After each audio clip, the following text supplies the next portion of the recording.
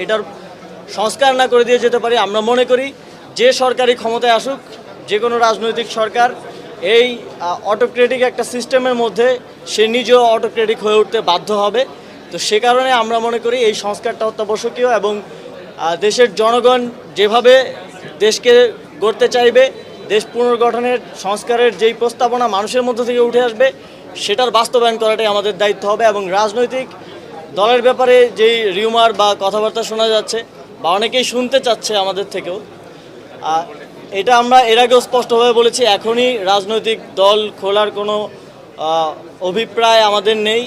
এবং এই অন্তর্বর্তীকালীন সরকারে যারা আছেন কারোই ক্ষমতার অভিলাষ নেই। আপনারা জানেন সবারই যার যার পেশাগত জীবন আছে এবং সবাই সেখানে ফিরে যেতে চায়, কিন্তু দেশের মানুষ একটি অভ্যুত্থানের মধ্য দিয়ে যে দায়িত্বটাই অন্তর্বর্তীকালীন সরকারকে দিয়েছে সেটি যথাযথভাবে পালন করে মানুষের সে